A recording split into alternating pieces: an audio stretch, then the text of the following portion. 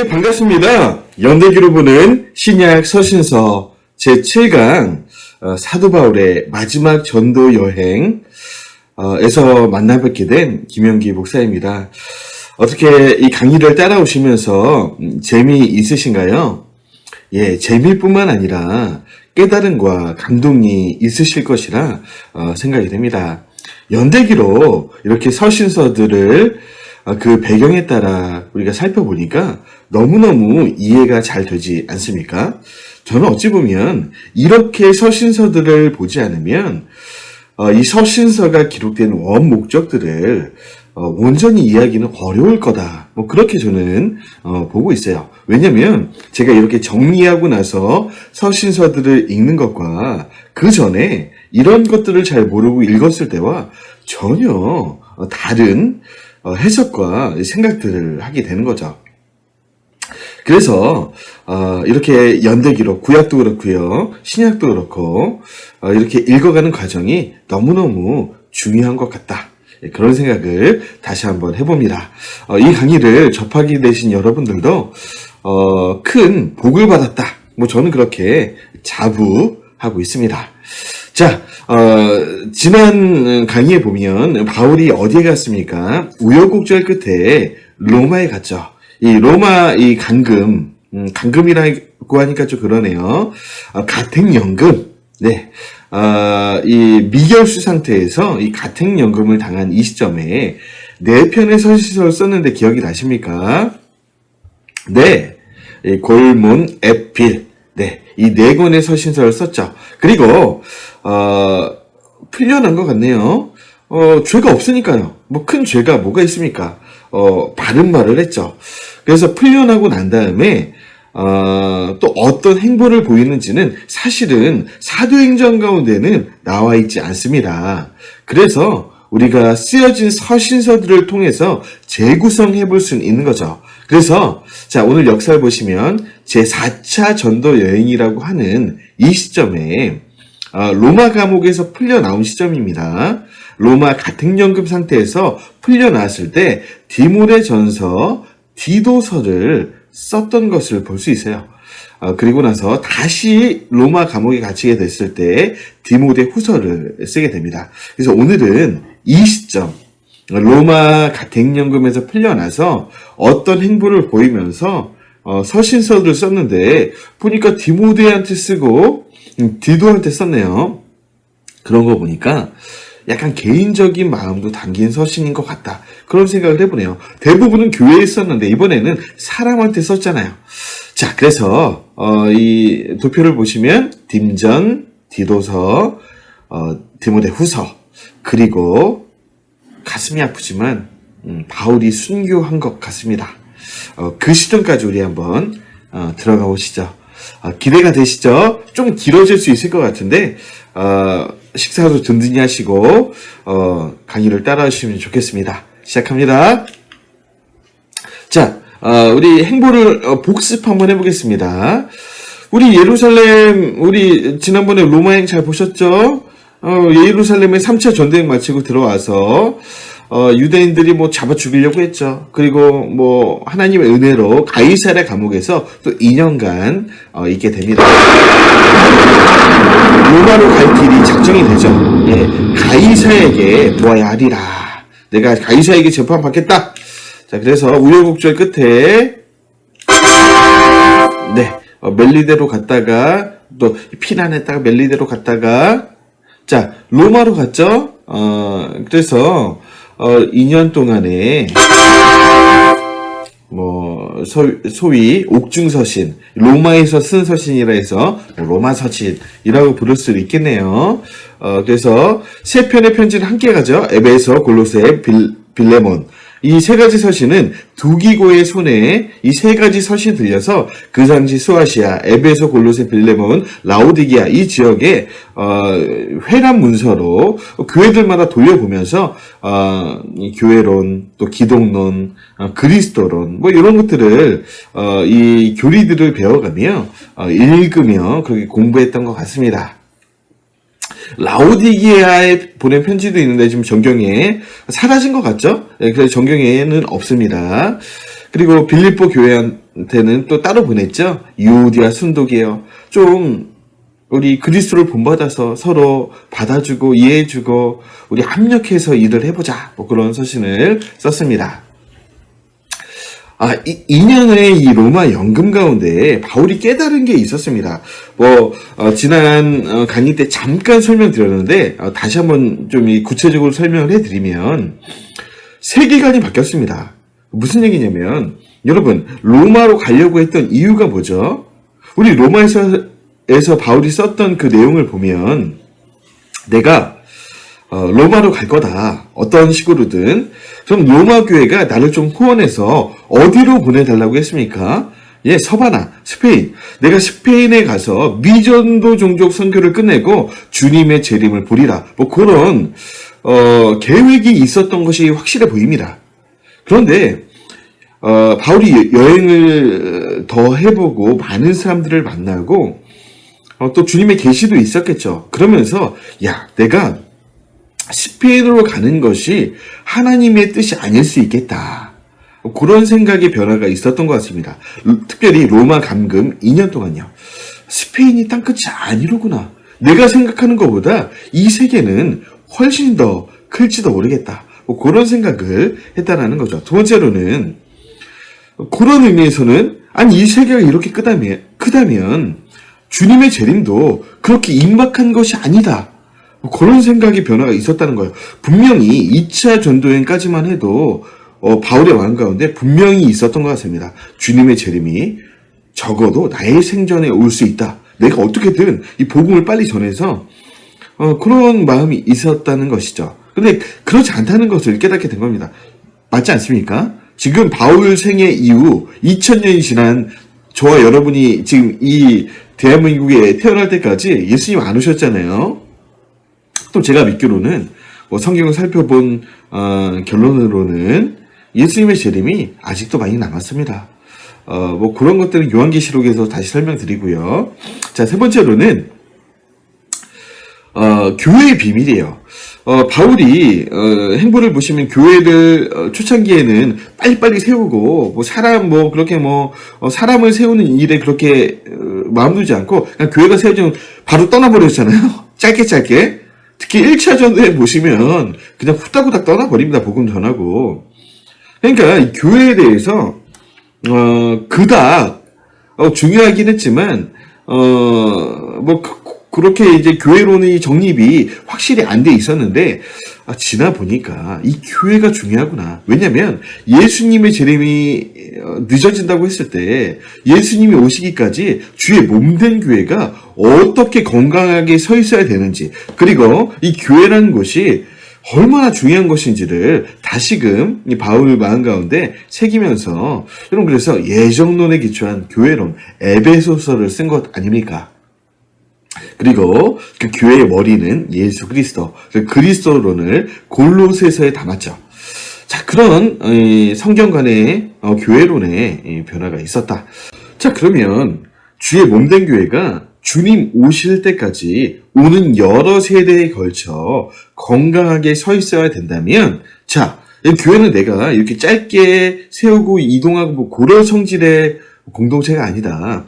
체계화하고 조직화하고 사람을 세우고 장로를 세우고 집사를 세우고 그런 조직화가 또 필요하다. 그런 생각의 변화들이 더욱 강렬하게 바울의 마음 가운데 들어왔다는 것이죠. 좀 구체적으로 정리해 보면 로마 연금 이전에는 재림의 시기에 대해서 임박했다, 곧 오신다. 자, 로마 연금 이후에는 아니다. 오는 여러 세대에 걸쳐 이 교회는 세워질 것이고 예수님 재림이 임박하지 않았다. 신학에 대해서도요, 믿음에 많이 강조했었죠. 예. 아주 그냥 오직 믿음, 예. 믿음에 관한 그런 강조들을 많이 했다면 연금 이후로는 믿음 중요하죠. 예, 중요하지 않다는 게 아니라 이 믿음을 담을 그릇, 예수 그리스도와 이 교회가 중요하다. 결혼관도요. 아니 예수님 곧 올 건데 결혼하는 게 좋겠냐? 그냥 결혼하면 우리 서로 이제 아내를 기쁘게 하기 위해서 뭐 예수님을 위한 그 일을 좀 덜하지 않겠냐? 그냥 안 하는 게 좋지 않겠냐? 그런 마음이 있었던 것 같아요. 그런데 아니다. 이 가정은 작은 교회다. 이 혼인에 비밀이 있다. 그리스도가 교회를 사랑하고 또 교회가 그리스도께 복종하듯이 이런 유비가 이 결혼 관계 안에 있기 때문에 무조건 해라. 하는 게 좋다. 그리고 건강한 가정 이뤄라. 자, 그리고 이 로마 연금 이전에는 이 할례파, 그 예수님을 믿지만 믿는 거 좋은데 할례를 받고 유대인이 되라. 이거 굉장히 이단으로 많이 생각했죠. 뭐 이단은 맞죠. 바울 입장에서. 그런데 마가가 할례당이었거든요. 그런데 나중에 보시면 이따 보겠습니다. 이 디모데후서에서 마가를 보고 싶다. 마가 좀 데려와라. 이런 거 보니까 그들에 대한 이 적개심도 많이 줄어든 것 같아요. 그러니까 무슨 의미냐면 바울도 나이가 들고 신앙과 인격과 이 성격도 누그러들고 하면서 자신만이 옳다는 그런 어떤 완관들이 깨어져 나가는 것들이 아닌가. 뭐 그런 생각들을 해보게 되는 거죠. 그리고 로마 연금 이전에는 자비랑 단기 목회였습니다. 텐트 메이킹을 하면서 브리스길라 아글라와 또 함께 또 일을 하면서 뭐 자비랑 성령 당연하게 생각을 했죠. 그런데 뭐 그런 것도 좋지만 이제 교회가 장기적으로 성장하고 하려면 사람도 세워나가고 또 말씀만을 전문적으로 가르칠 목회자도 필요하고 뭐 그런 뭐 무조건 자비랑이 옳다. 뭐 그런 생각에서도 좀 벗어난 것 같습니다. 가르침에 있어서도요. 나는 이방인을 위한 사도다. 그래서 뭐 이방인들만을 위해 올인했죠. 그런데 그런 의미에서 이제 율법에 관해서는 터부시까지는 아니어도 율법 지킴으로 구원받는 거 아니다. 그래서 뭐 이제 예루살렘에 와가지고 그 쟁쟁한 우리 사도들하고 막 맞짱도 뜨고 하지 않았습니까? 그런데 율법도 중요하다. 율법을 우리 하나님 피한 것이 아니다. 물론 바울의 마음 가운데는 그런 것이 언제나 있었지만 강조하지 않다가 그리고 이방인들에게는 뭐 굳이 그렇게 뭐 설명 많이 하지 않다가 뭐 율법도 선하고 그리고 우리 율법을 지키고자 하는 그런 열심들을 그렇게 막 배격할 것이 아니다. 뭐 그런 한마디로 말하면 뭐 그런 전체적으로 봤을 때 바울의 마음 가운데 여러 사람들을 그러니까 품게 되는 이 마음의 넓이가 넓어진 것을 볼 수 있는 거죠. 그래서 이제 로마 연금에서 풀려나서 이 마지막 여행을 할 때는 몇 가지 특징들이 있습니다. 그 사역 가운데 예전과는 완전히 다릅니다. 많은 변화가 있는데 첫 번째로는 교회론과 기독론을 강의합니다. 지난 시간에 봤던 예정론에 기초한 교회론 에베소서 그리고 교회 머리 대신 그리스도 하나님의 비밀인 그리스도 이 교회론 기독론 이 두 가지 서신들 그 내용들을 가지고 교회마다 스페인으로 간 게 아닙니다. 새로운 교회를 개척하라고 한 게 아니야. 내가 이제 할 일은 새로운 교회를 더 개척해가지고 뭐 그런 이 관점보다도 이미 세워진 교회들을 든든히 세워나가려면 교회를 조직화하고 직분자를 세우고 또 그 직분자를 교육하고 뭐 그런 마음이 있었기 때문에 내가 이들을 가르칠 정말 교과서 같은 그런 서신들 그런 신학들을 정립을 해야겠다. 그래서 이 두 가지 서신을 들고 교회들을 돌아다니면서 강의를 하는 위주로 변화가 되는 거예요. 예수 그리스도를 믿고 구원받자. 예수님 곧 오신다. 뭐 그게 다는 아니었지만 그런 측면의 복음과 믿음에 대한 강조에서 이제 교회들을 세워나가는 그런 좀 깊이 있는 이 사역의 변화로 이동되었다. 그래서 뭐 이따 보겠지만 디모데에게 또 디도에게 수많은 후배들에게 목회자는 어떻게 교회에서 일해야 되고 뭐 그런 것들도 얘기를 하는 거죠. 두 번째로는 말씀드린 것처럼 후계자들을 막 세우는 거예요. 야, 내가 나만 열심히 사역하고 예수님 오신 것이 아니라고 하면 야, 내가 지금 당장 죽고 나면 이 교회들 어떻게 될 것인가? 여러분 기억나세요? 이 고린도 교회가 아주 큰 바울이 떠나고 나서 뭐 사람 제대로 안 세워놓고 떠났다가 아주 뒤통수를 맞지 않았습니까? 바울이. 정말 그 큰 고생을 하고 나니까, 야, 이게 나만 잘한다고 될 게 아니다. 그렇죠. 나만 훌륭하다고 될 게 아니에요. 그러니까, 나보다도 훌륭한 후계자들을 세워서 오는 여러 세대의 교회들이 든든히 서나갈 수 있도록, 후계자, 대표적으로 디모데입니다. 그리고 아시아 마게도는 당연한 거죠. 그러니까 지나온 교회들, 바울이 정말 마음을 다해 일했던 교회들을 다시 방문합니다. 골로새 지역에 있는 교회, 필레몬이 가정교회를 하고 있었죠. 그래서 뭐 말씀드렸지만 오네시모가 잘 있는지 내가 볼 거야, 가볼 거야, 갔습니다. 들어와 있는 뭐 가보의 집에다 가족교회를 하고 있었던 것 같은데 여기도 들리고 빌립보교에 당연히 들러야죠. 유오디아 순족에 잘하고 있나 볼 거야. 서로 마음 합해서 잘 일하고 있는지 볼 거야. 싸우고 있으면 안 된다. 내가 확인할 거야. 가야죠. 그래서 마게도니아 지방 빌립보에서 디모데전서 쓰고 데살로니가쯤에서 디도를 썼다. 뭐 그렇게 추측할 수 있습니다. 자, 그리고 이 역사적 배경을 보면 이 당시, 그러니까 로마에서 풀려나온 이 당시는 박해가 점점 시작되는 측면이 있었습니다. 그러니까 바울이 풀려난 것은 뭐 그때까지 정도는 어느 정도 이제 박해가 이제 시작되는 시점이었던 것 같아요. 만약에 아주 절정에 이르렀던 시기였으면 바울이 못 풀려났겠죠. 어쨌든 풀려나고 나서 얼마 있다, 거의 바로라고 생각합니다. 뭐 그 즈음에서 대대적인 박해가 일어나기 시작합니다. 그래서 여러분 이따 또 보겠지만 디모데후서를 쓰고 나서 바울이 순교합니다. 그러니까 이번 강의에서 이 바울과는 우리 빠빠이 하는 거예요. 뭐 눈물이 날지 모르겠어요. 이 정말 위대한 하나님의 사람이 오늘 순교하게 되는 거죠. 그리고 이 즈음에 또 이 끔찍한 1차 박해 가운데 이 베드로도 비슷한 시기에 순교를 하고 비슷한 시기입니다. 바울은 디모데 후서를 썼고요. 그 다음에 베드로는 베드로 전후서를 씁니다. 그러니까 두 분 다 임박한 이 환란, 이미 내 몸에까지 와 있고 대대적으로 이어진 이 박해를 직감하고 계셨던 것 같습니다. 나는 순교하고 할 것이 확실하고 또 이제 남아있는 교회들도 그런 핍박 가운데 어떻게 믿음을 지켜야 되는지, 이단과 싸워야 되는지 그런 것들은 이제 이 사도들이 쓰기 시작하는 거죠. 유대인들도 핍박을 당합니다.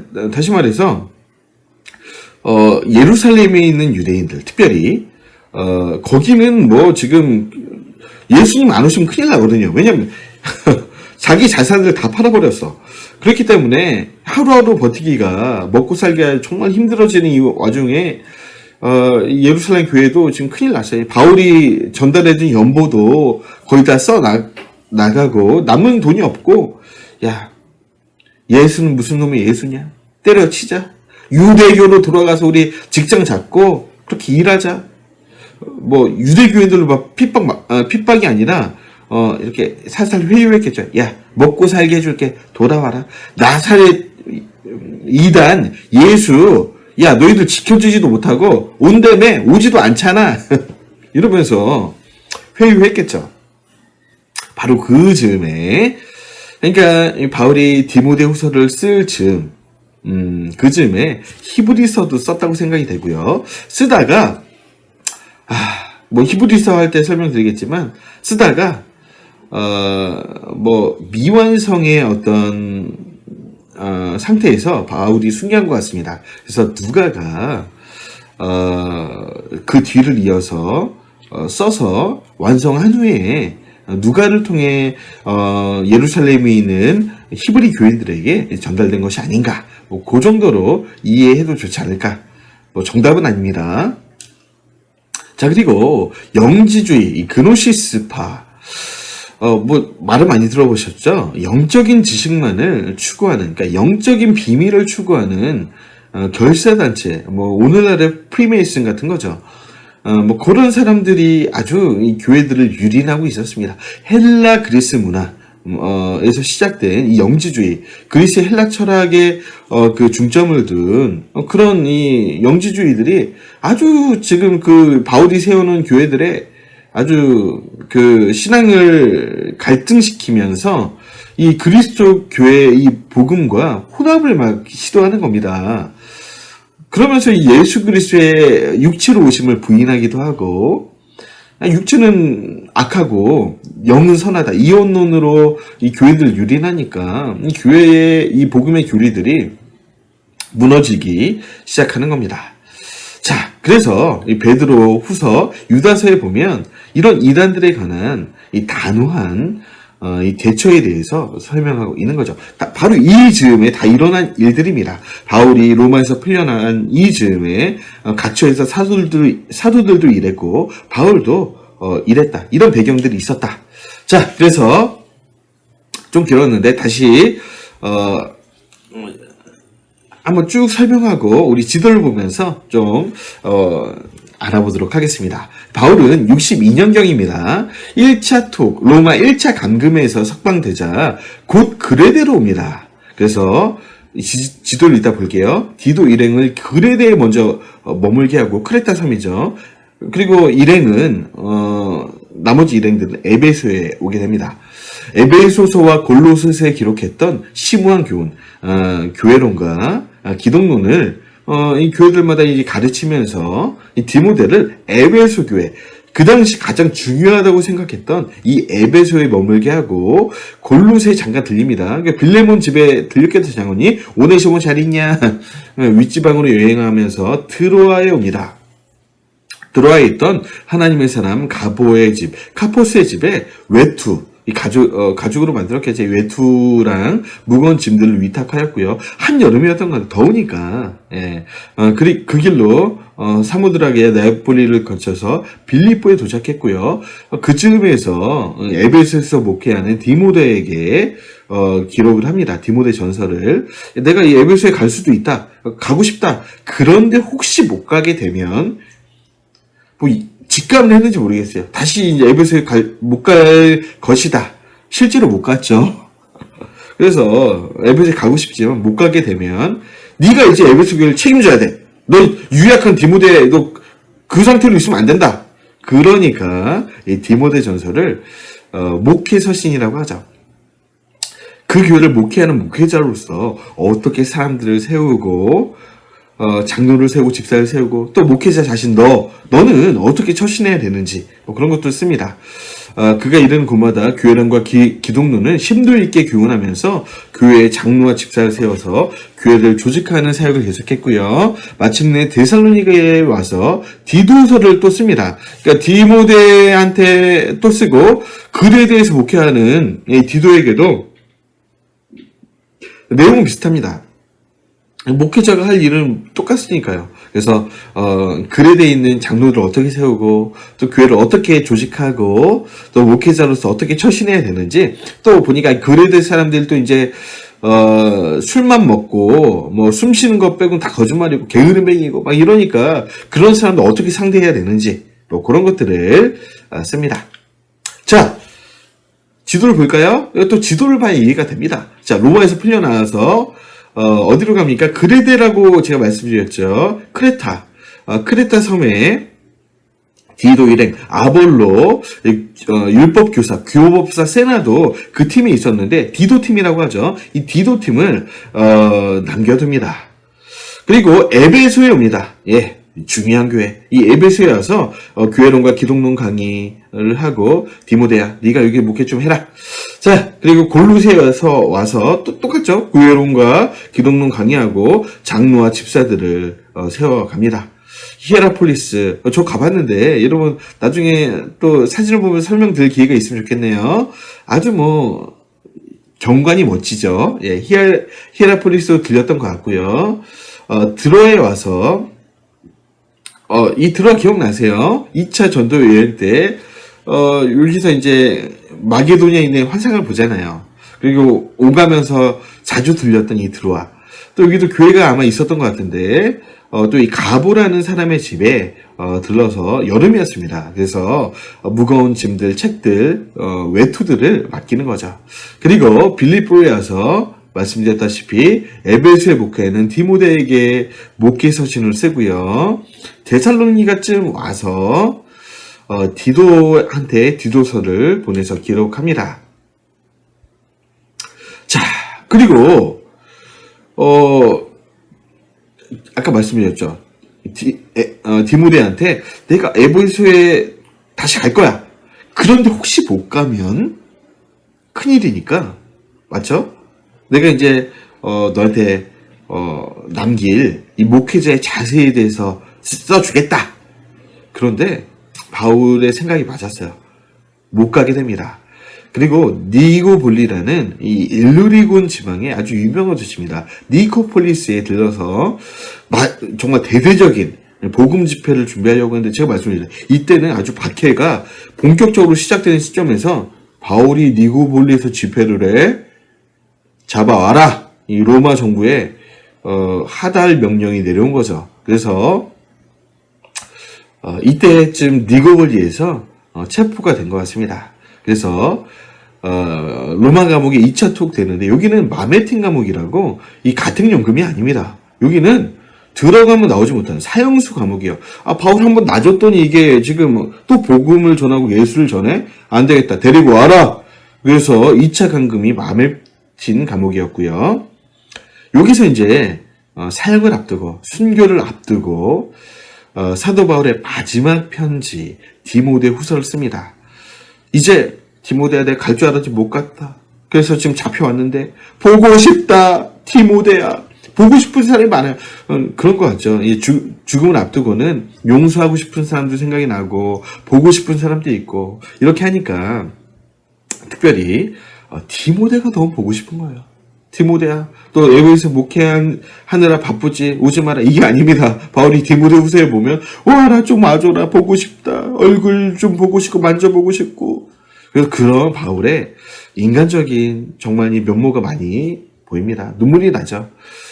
실제로 이제 디모데와 마가가 온 것 같습니다. 마가를 데리고 와라. 또 얘기를 했거든요. 그래서 면회도 하고, 이 즈음에서 히브리서를 또 썼다 제가 말씀드렸죠. 이 즈음, 이제 사도 바울의 심장에 있던 이 예루살렘 교회, 히브리인들의 교회가 무너져 간다고 하니까, 예수 재림이 곧 온다고 했는데 안 오니까 자꾸 이제 먹고 살 길이 없으니까 유대교로 막 돌아가는 거예요. 이들에게 진짜 믿음으로 버텨야 된다. 이 믿음을 가진 자가 뒤로 물러가면 그거 하나님 사람 아니야. 아주 강하게 저주하면서, 저주까지 퍼부어가면서, 그러니까 돌아가는 사람들 그거 정말 잘못된 거다 하면서 돌아가는 것을 방지하기 위해서 히브리서를 기록하고요. 얼마 있다 AD 68년경에 순교자의 반열에 들어가게 됩니다. 자, 그래서 디모데 전서로 들어갑시다. 배경 설명은 다 드렸고요. 사도 바울이 로마에서 가택연금 상태에 있을 동안에 바울의 신앙에는 큰 진전이 있었습니다. 말씀드렸고요. 초기에 기록된 바울 서신에는 재림에 대한 기대가 계속되고 있었는데, 그러나 에베소서와 골로새서 안에 이쯤 돼서는 재림에 대한 기대가 많이 멀어져 있습니다. 그동안의 연구, 기도, 묵상, 계시로 말미암아 주님의 재림이 그렇게 빠르지 않다는 것을 알게 되었고, 아울러 교회는 오고 오는 여러 세대에 굳게 서서 복음을 전해야 한다는 사실을 인식하게 되었다. 에베소서를 통해 힌트를 얻을 수 있죠. 그래서 교회를 지도해갈 장로와 교회를 섬길 집사님들을 세워서 교회를 조직하고 체계하고 또 신실한 교회들이 점점 성화가야 할 필요를 느끼게 되었습니다. 그래서 에베소의 목회자로 디모데를 세운 후에 본서는 교회에 세울 장로와 집사의 자격, 또 그런 기준들을 가르쳐 줍니다. 또 목회자가 어떻게 대인관계를 하고 성도들을 대해야 될지 원칙을 가르치고, 가치관에 대해서도 목회자가 할 일이 뭐냐, 그런 것들을 교훈하고 있습니다. 아버지가 아들에게, 스승이 제자에게, 정말 사랑하는 제자 아닙니까? 디모데. 또 사랑하는 참아들 된 디도에게 이런 아버지의 심정으로, 스승의 심정으로, 내가 죽으면 너희들이 이제 교회 맡아야 돼, 이놈들아. 잘해라 좀 하면서 그런 마음으로 교훈하는 거죠.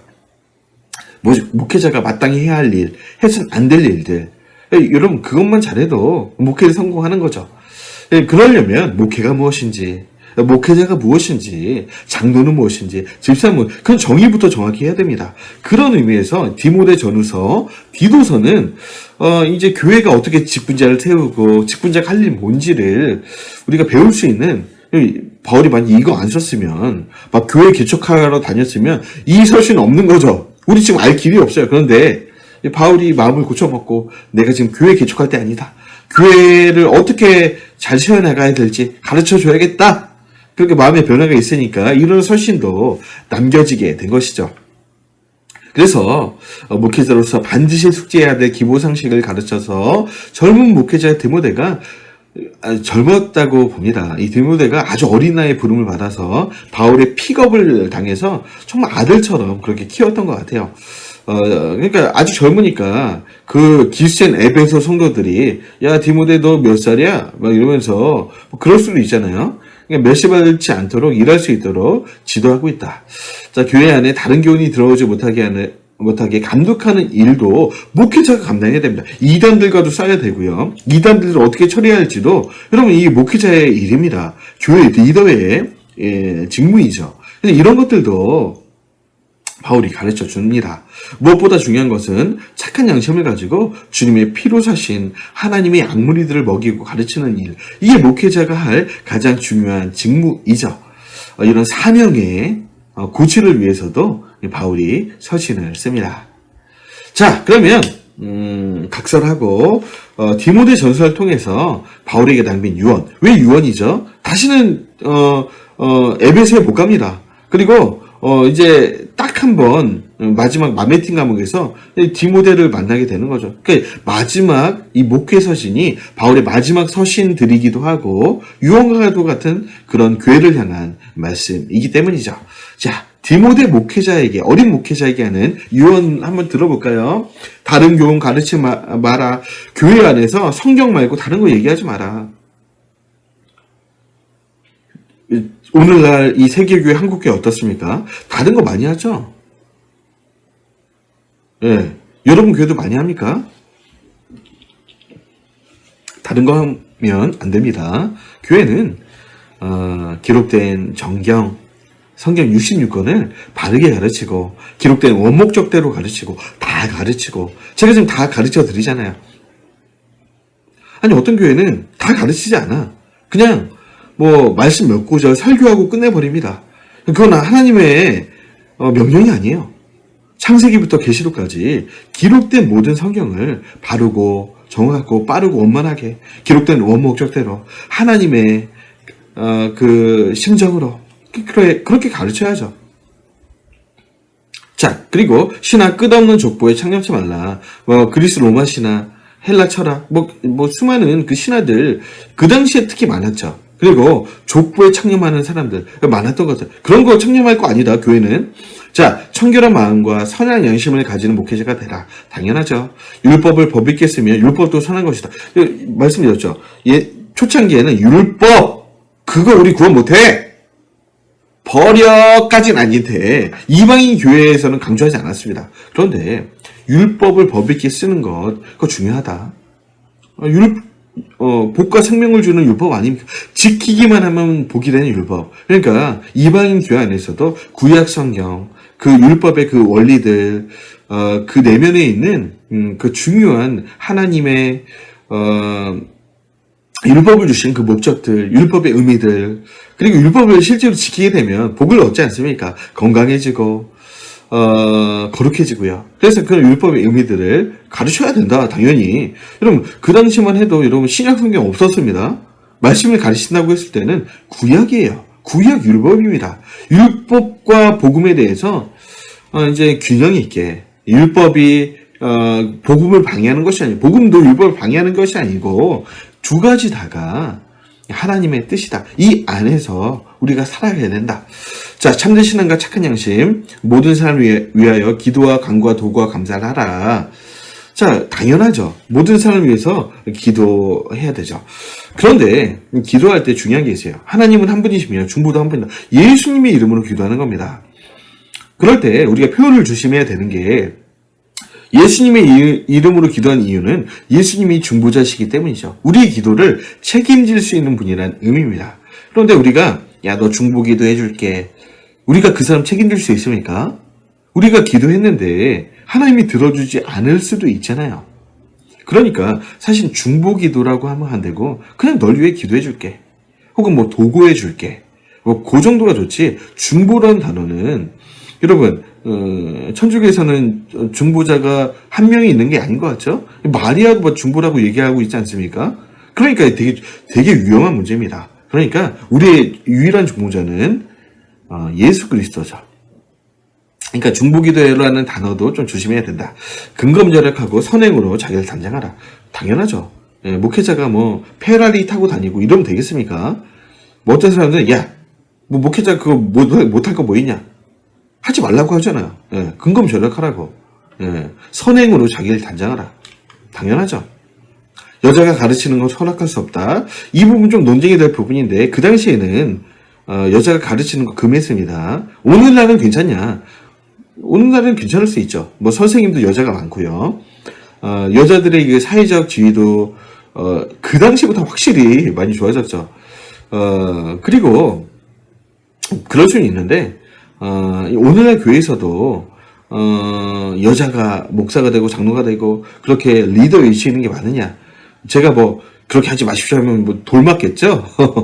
그런데 성경적으로 보면 그 당시에는 확실히 여자가 가르치는 걸 금했습니다. 자, 감독의 직분을 하려면 감독도 당연히 여자가 안 됐고요. 감독의 직분을 하려면 선한 일을 사모하는 사람이어야 된다. 여러분 감독, 뭐 장로가 될 수 있겠죠. 목회자도 감독입니다. 그러니까 이게 좀 오늘날 혼용이 되어 있는데 그 당시에는 장로의 역할 가운데 감독하는 것, 교회를 감독하고 이단들을 배격하고 또 교회법을 적용하고 그러니까 감독하는 일을 한 겁니다. 장로라는 이름의 사람이 하는 일이 감독이었던 거죠. 그래서 사실 목회자도 장로입니다. 목회자도 장로도 말씀을 가르쳤으니까요. 그러니까 그때는 이제 장로와 감독 이런 것들이 목회자의 사역과 혼합이 약간 되어 있었던 것 같습니다. 물론 교회 목회자는 물론 있지만 목사라는 단어는 성경에는 한 번 등장하긴 하지만 그런 직제에 대한 의미에 있어서는 사실 감독이 맞습니다. 목사도 사실 감독이죠. 말씀도 가르치고 교회도 치리하고 말이죠. 어쨌든 디모데도 어떻게 보면 감독인 거죠. 그래서 감독의 직분을 하면 그러니까 디모데가 세울 디모데와 같은 장로님 또 감독을 세우려면 어떤 사람이 돼야 되는가? 선한 일을 사모해야 되는 사람 당연하죠. 악한 사람이 되면 안 되죠. 책망할 것이 없는 사람 교회 안에서뿐만 아니라 사회에서도 책망할 것이 없어야 합니다. 여러분 사회에서 지탄받는 사람들이 야 교회 안에서 내가 장로네 하면서 있으면 그 장로와 연관된 사람 교회 오겠습니까? 야 저런 인간 말종이 교회에서 장로라고? 나 그 교회 안 간다. 당연히 그렇지 않겠어요? 안 된다는 거예요. 그런 사람을 사회에서 지탄받는 사람을 세우면 안 된다. 감독은 교회 밖에서 선하다는 증거를 받아야 되고요. 감독은 한 아내 남편, 두 아내 남편 되면 안 된다는 거죠. 당연합니다. 그러니까 철저해야 돼요. 그래서 혹시 세울 때 과거에 뭐 결혼을 한 번도 한 전력이 있는 그런 거 다 살펴봐야 됩니다. 중요합니다. 예. 그 당시 이 디모데 전후서 또 디도서를 보는 이 사람을 세우는 그런 기준은요. 지금 오늘날의 기준과 비교할 수 없습니다. 정말 지금은 뭐 100명 중에 1명, 뭐 교단마다 다르지만 장로님들 세우잖아요. 200명 중에 1명, 뭐 50명 중에 1명. 그 당시는 그 정도가 아닙니다. 특히 구약도 그렇고요. 구약에는 뭐 수만 명 중에 1명. 신약 시대에도 정말 이런 걸 다 검증하다 보면 뭐 적어도 거의 될 사람이 없었을 겁니다. 그러니까 뭐 몇천 명 중에 1명. 여러분 그 7 집사 초대교회 때 세울 때도 여러분 뭐 엄청난 사람들 무리 중에 1명이 5천 명 중에 1명이었잖아요. 7명, 5천 명 중에 7명. 그 당시 모였던 무리들 뭐 5천 명이 아니라 수만 명 됐겠죠. 그러니까 정말 직분은 아무나 세워서도 안 되고 아무나 하겠다고 해도 안 돼.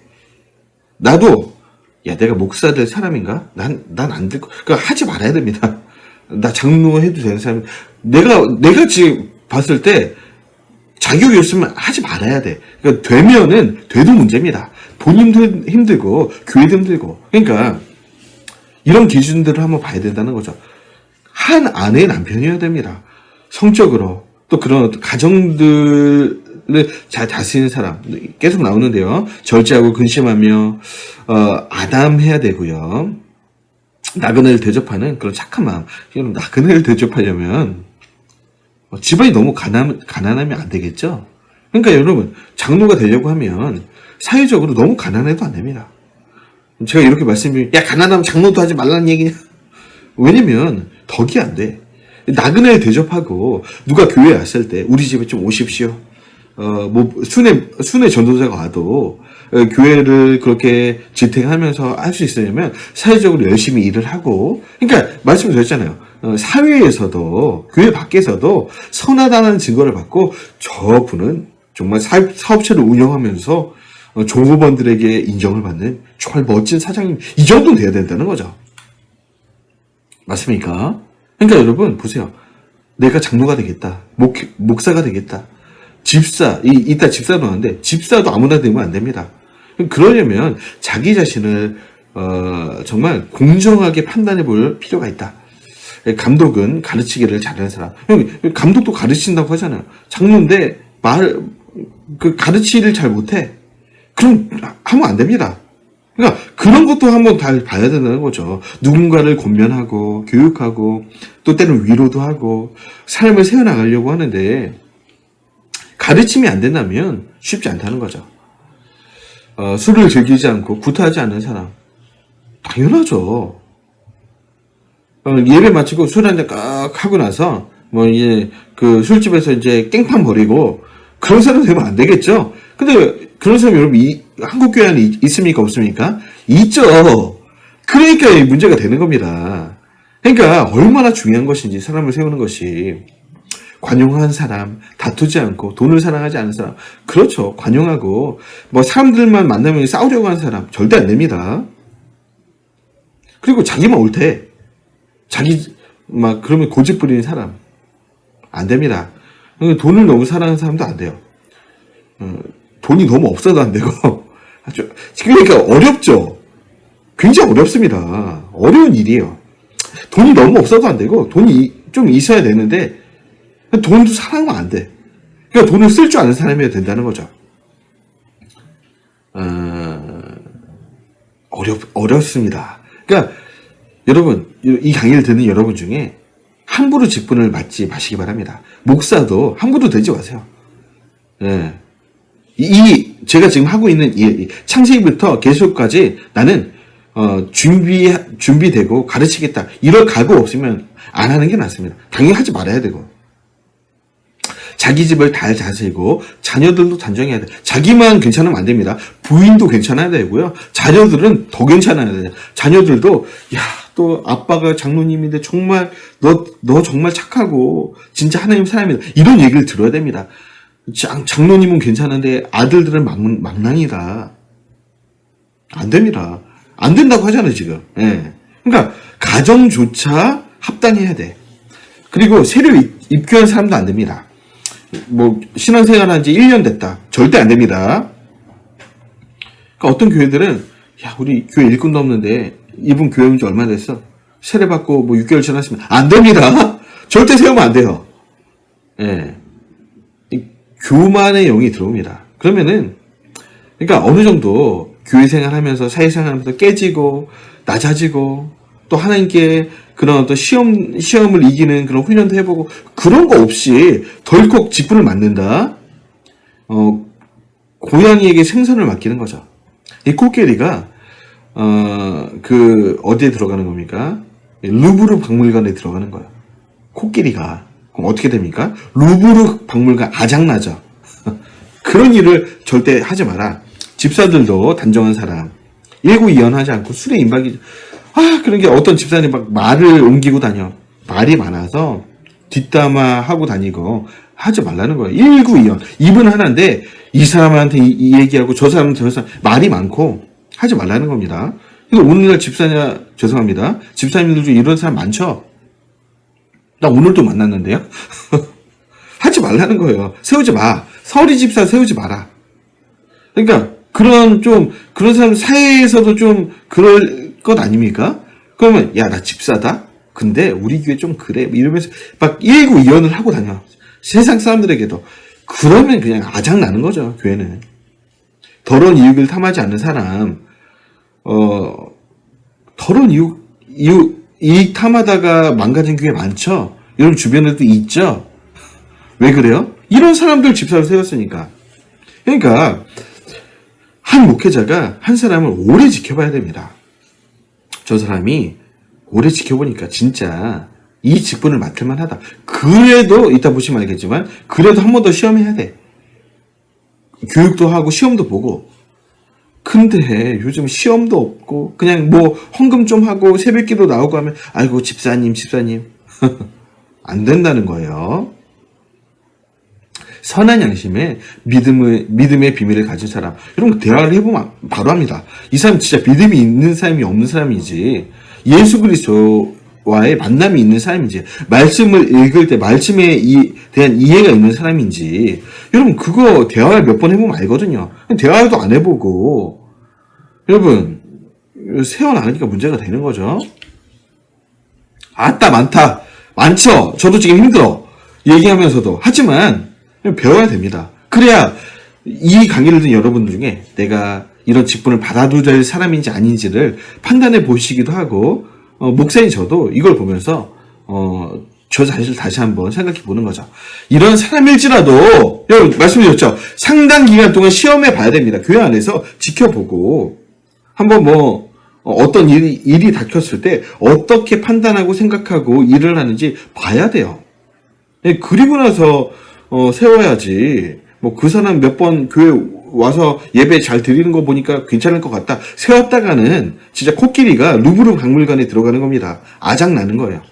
허탄한 신화를 버리고 오직 경건에 이르기를 연습하라. 이건 디모데에게 한 얘기죠. 너 연수한 것, 어린 것 때문에 무시당하지 않도록 처신하라. 여러분 나이가 어려도요. 처신을 정말 진중하게 하면 함부로 대하지 않습니다. 근데 어떤 사람은 나이가 많아도 막 말도 함부로 하고 처신도 함부로 해. 그러면은 이제 어린애 취급받는 거죠. 마찬가지란 얘기입니다. 나이가 어릴지라도 네가 목회자로 부름 받았다면 정말 단정하게, 진중하게, 진지하게 그렇게 처신한다면 너의 어린 것 때문에 업신여김 받는 일은 없을 거다. 말과 행실과 사랑과 믿음과 정절에 본이 되는 사람이 되라. 목회자라면 본이 돼야죠. 모든 면에서. 사회생활, 가정생활, 돈을 쓰는 것, 그런 말의 인격들, 성품들, 이런 것이, 야, 우리 목사님 존경스럽다. 진짜 우리 목사님이라면, 정말 우리 가정에 신앙을 맡겨도 되겠다. 그래 또 전도도 됩니다. 야, 우리 목사님 보니까, 야, 오지 마. 이랬다가는 또 이제 전도도 안 돼요. 근데 정말 이 성도님들이 목사님을 존경한 마음이 있으면, 절로 전도가 되는 거죠. 야, 진짜 하나님의 사람이 여기 있어. 나도 닮고 싶다. 그런 소리가 들을 정도로 살아야 된다. 저에게 하는 말이죠. 그 당시에 디모데에게 하는 말이고. 그리고 중요한데요. 읽는 것과 권하는 것과 가르치는 것에 창념하라. 여러분, 목회자가 할 일이 이거라는 겁니다. 감독, 장로가 할 일이 또 이거고요. 읽는 거, 성경 읽자. 지금 우리가 딴 거 하는 게 아니잖아요. 성경을 바르게 읽을 수 있도록 연대기로 구약도 받고 신약도 지금 보고 있는데 창세기부터 계시록까지 읽어라. 일단 읽자. 딴 거 읽지 말고 그러니까 성경을 읽어. 당연하죠. 이 성경에 나온 순종의 명령들을 권해라. 권하는 것. 그리고 이 성경의 바른 의미들. 여러분 이 성경을 가지고 수많은 이단들이 일어나잖아요. 지금도. 그러니까 목회자는 이 성경의 바른 의미를 해석해 줘야 됩니다. 이 성경을 그냥 읽으면 되는 게 아니야. 보세요. 그러니까 읽으라. 이렇게 하시는 게 아니고 읽고 뭐라고요? 가르쳐라. 왜 가르쳐야 되냐? 먼저 성경의 그 역사, 또 그 배경들, 이 말씀의 바른 의미들을 공부하고 깨달아서 가르쳐야 된다는 거예요. 제가 지금 하는 일이 이거 아닙니까? 여러분 그냥 한 번도 이 가르침 받지 않고 성경 쭉 읽어보세요. 이단 나올 수 있습니다. 야, 지금 생긴 이단들 다 성경 가지고 나온 이단들이잖아요. 맞습니까?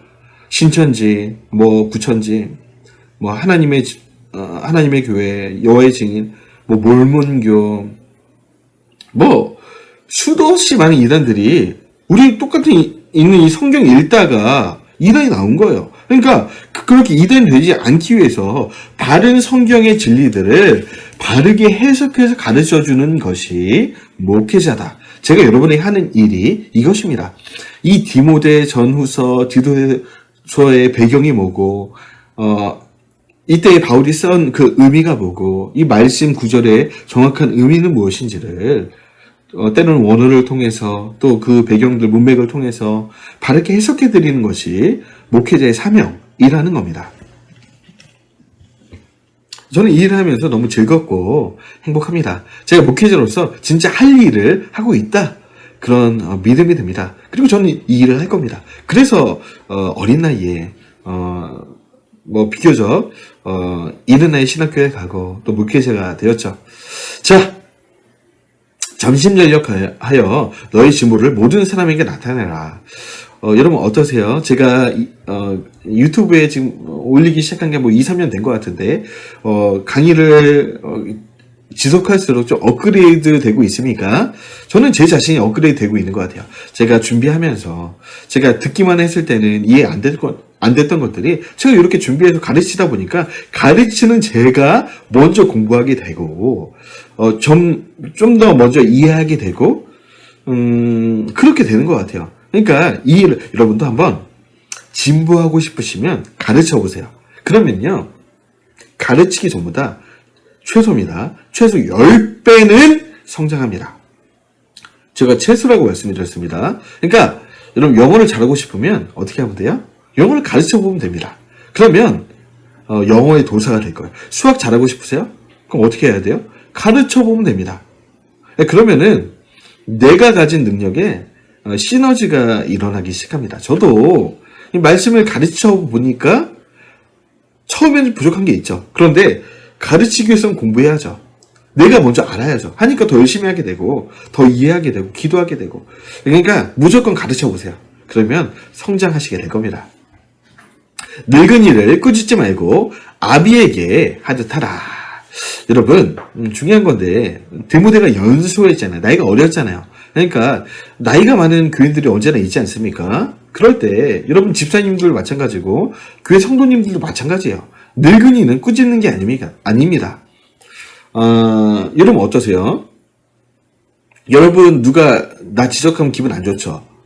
나이가 어린 분들도 저도 지금 많이 아직 안 됐는데 누가 나한테 뭐라 그러면 기분 나쁘거든요. 그런데 하물며 나이 연세 60, 70 요즘 60은 어르신이라고 하기 좀 그렇죠. 70이 넘어갔는데 뭐라 그래봐요.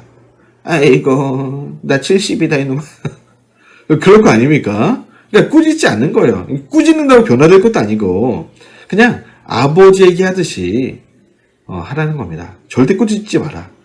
저도 어르신들이 얘기하는 거 들어드립니다. 교회 안에서. 제가 그거 지적한다 그래서 변화될 것도 아니고, 그냥 아버지 대하듯이 안아드리고, 또 우리 같이 잘해봐요. 이렇게 하고 하는 거죠. 그러니까 설교 시간에 꾸짖듯이 설교하고 이러지 말라는 거면 큰일 납니다. 자, 그리고 먹을 것과 입을 것이 있은즉 족한 줄로 알라. 중요한 거죠. 목회자가 돈에 탐닉하는 순간 목회는 끝장이 나는 겁니다. 예. 아무것도 안 됩니다. 그러니까 그냥 하나님이 먹을 거 입을 거 주셨으면 감사하는 거예요. 돈을 사랑하는 마음이 일만하게 뿌리가 되기 때문에 그냥 기본이죠. 목회자뿐만이겠습니까? 우리가 신자로 살아나가는 이 모든 인생 가운데 이 돈의 문제는 극복을 해야 됩니다. 그냥 여러분 극복하는 좋은 방법이 있는데요. 무시해버리면 됩니다. 야, 돈이 나를 주장하지 않게 하면 됩니다. 돈이 나를 주장하는 사람들이 많죠. 돈 있으면 살 것 같고, 돈 없으면 죽을 것 같고. 이런 한번 망해보세요. 내가 10억이 있다가 한번 철저하게 한번 망해보세요. 그럼 돈이 주장하지 않습니다. 예. 안 망해봐서 그래. 그러니까 돈 없어서 삽니다, 여러분. 그러니까 돈에 너무 매이지 마시고, 그냥 뭐 열심히 하지 말라는 게 아니라 열심히 일하시되 돈이라는 것에 인생을 올인하지 마세요. 주시면 또 좋은 일하고 또 안 주실 때는 안 주시는 대로 또 일하고 뭐 그러는 거지. 돈이 여러분의 가정과 인생과 모든 인생의 목표가 되는 거 허무하지 않습니까? 그냥 인생 길지도 않은데 그냥 그 돈이라는 것을 벌고 돈 때문에 아파하다가 인생을 낭비하기에는 너무 아쉽다. 자, 믿음의 선한 싸움을 싸우고 주님 앞에 책망받을 것이 없이 살기를 원한다. 정함이 없는 재물에 마음을 뺏기지 말고 선한 일을 행하고 선한 사업에 보유하게 하라. 나누어 주기를 좋아하고 동정하는 자가 되라. 자, 좋은 유언들 우리 잘 보셨나요? 이어서 비슷한 시기에 또 디도서를 써서 그레데에 있는 디도에게 보냈죠. 내용이 비슷합니다. 예. 비슷한 시기에도 썼고 사랑하는 제자들에게 쓴 거기 때문에 비슷하긴 한데 목회하는 곳은 달랐죠. 디모데는 에베소, 디도는 그레데, 크레타 섬. 여러분 그런데 크레타는 굉장히 좀 까다로운 곳이었습니다. 한번 읽어보죠. 디도에 대해서는 별로 알려진 것은 없지만 사도 바울은 디모데와 디도를 어떤 지역에 교회를 맡아 지도할 탁월한 인물로 인정한 것은 분명하다. 그러니까 수제자라는 거죠. 성경에도 나올 정도니까요. 그러니까 바울이 정말 교회를 맡길 만한 뭐 많은 다른 제자들 물론 있었을 겁니다. 그리고 성경에 기록되지 않은 많은 서신들도 교회들도 있었겠죠. 그런데 대표적으로 디모데와 디도는 정말로 아끼는 제자였던 것 같습니다. 잘 알려지진 않아요. 근데 디모데에 비해서 디도는 그 사람이 뭐 어디서 출생했고 뭐 어떤 배경이 있는 사람이고 전혀 알려져 있지 않습니다. 잘 모르는데 뭐 그 서신서를 보면 그 성격이나 그런 것들 유추할 수 있죠. 디도는 복잡하고 까다로운 고린도 교회 문제를 해결하는 경력이 있습니다. 여러분 우리 3차 전도여행 기억나시나요? 디도야, 네. 지금 고린도 문제 좀 해결이 필요하니까 가서 좀 일 좀 해결하고 와라. 일 깔끔하게 해결했잖아요. 디도가 그 어려운 교회 고린도를. 그러니까 굉장히 이제 남자답고 뭐 디모데처럼 유약해가지고 아이고 누가 뭐라 그러면 가슴 아파하고 그런 게 아니에요. 담대하고 늘 할 말하고 막 목에서는 막 그 남자다운 목소리가 막 나오고요. 대단한 사람이었던 것 같아요. 아무래도. 그래서 디도에게 맡겨진 그레데 섬은 고린도보다 더 심했던 지역 같습니다. 수많은 뱃사람들이 왔다 갔다 하고 지중해 한복판에 있어서 막지 그 뺀질뺀질 거리고 뭐 산전수전 다 겪은 그 뱃사람들이 막 모여가지고 막 그런 사람 많잖아요. 네. 정말 그 세상의 때가 가득 낀 그런 죄인 중에 그리스도들이 모인 이 그레데 섬. 잘됐다. 디도야. 네가 가라. 네, 제가 갈만하죠? 끝장내고 오겠습니다. 그래서 디도가 그레데에 오게 된 거죠. 그런 곳에 일할 수 있는 사람은 디도밖에 없었다. 바울에게 디도는 해결사와 같은 인물이었다. 디모데를 사랑하긴 했지만 디모데는 늘 가슴에 해결사라기보다는 디모데는 아이고 쟤 가서 잘할 수 있으려나 마음이 가는 친구였다면 디도는 아이고 디도야 좀 해결 좀 해다오 이러면은 안심이 되는 그런 사람이었다는 거죠. 장로와 집사를 세우는 기준은 디모데와 전사와 비슷했지만 그 지역에 있는 사람들이 워낙 좀 센 사람들이니까 그 지역에 맞게 좀 몇 가지 또 얘기를 했지만 뭐 기초 원리들은 같습니다. 디도서에는 좀 이제 중요한 내용들이 있는데요. 뭐냐면 지금 이 4차 전도 여행 마지막 행보에 대한 힌트가 좀 들어있어요. 보시면 바울은 처음에는 디모데가 있는 에베소로 속히 돌아올 수 있을 것으로 생각했으나 그래서 얘기하잖아요. 만일 내가 돌아가면 만일이라는 단어를 썼어요. 돌아갈 수 있을 수도 있고 없을 수도 있다. 그런데 보니까 바울이 에베소에 결국 못 들어갑니다. 교회 마게도냐 지방 교회를 순회하다 보니까 내가 지금 에베소로 돌아갈 일이 아니다. 다른 교회들에도 교육하고 이 교회론, 기독론을 가르쳐야 된다. 그래서 에베소로 귀환할 생각이 연기된 거예요. 그리고 니코폴리스, 아마도 일루리군 지방에 있는 아주 유명한 도시인데, 바울이 3차 전도행 때 고린도에 있을 때 3개월 동안 있는 동안 이 일루리군 지방에 잠깐 들렸던 것 같습니다. 크게 사역은 못하고 짧은 기간이었기 때문에 잠깐 복음을 전했던 것 같은데, 이번에 한번 니고볼리라는 위대한 도시에 로마처럼 니고볼리 교회를 한번 세워보리라, 뭐 그런 원대한 계획이 있어서 큰 집회입니다. 사상 최대 집회를 한번 준비한 것 같아요. 그래서 니고볼리에서 과동, 그러니까 겨울을 보내면서 집회를 하고 교회를 세울 생각을 하고 있었던 것 같은데, 그래서 글에 되어 있는 디도에게 디도서에 보면 니고볼리로 와라, 그렇게 얘기를 하고 있어요. 그 앞서서 큰 집회를 준비하기 때문에 아볼로와 교법사 세나를 니고볼리를 먼저 보내서 좀 준비하게 하라. 이 얘기 뭐냐면, 보세요. 아볼로도 정말 대단한 임무를 받죠. 그런데 지금은 리더십이 디도가 리더십이고 아볼로는 디도 팀의 수행원이라는 거예요. 그러니까 지금 그 상하 관계라기보다 이 복음의 어떤 리더의 입장이 아볼로에서 디도로 바뀌었다는 것을 볼 수 있어요. 여러분, 그럼 생각해 보세요. 왜 이렇게 됐냐? 아볼로가 고린도 교회 목회 잘했습니까? 못했습니까? 예, 실패했잖아요. 아니, 나 고린도 교회 더 이상 못 갑니다 하고 그냥 나자빠져가지고 에베소에 있는 바울에게 오지 않았습니까? 그래서 디도가 고린도 가서 어떻게 했죠? 문제 해결했죠. 그러니까 리더십이, 아볼로는 물론 아볼로가 성경에 밝고 가르치는 건 잘하는데 디도처럼 한 방이 없는 거야, 한 방이. 그러니까 디도가 정말 위대한 인물로 더 두드러지게 성장한 것이죠. 그런 걸 유추해 볼 수 있어요. 그래서 디도팀의 아볼로, 율법교사 세나, 교회법 전문가입니다. 이 세나를 급히 좀 니고볼리를 보내라. 그래서 너도 이따가 오긴 할 건데 먼저 보내서 니고볼리에서 아주 대규모 집회를 하고 이 니고볼리 지방 복음화 시킨다. 근데 결론적으로 보면 니고볼리 집회가 하고 있는 도중에, 하고 난 다음에 하기 전이야 모르지만 니고볼리쯤에서 잡힌 것 같습니다. 예. 그리고 이단에 속한 사람들은 한두 번 권해보고 안 되면 멀리하는 교훈. 뭐 그레데 섬에도 이단들이 많았겠죠. 그래서 이단들하고 뭐 복음 전해보고 안 되면 그냥 하지 마. 네가 오히려 영적으로 안 좋다. 여러분 왜 그래요?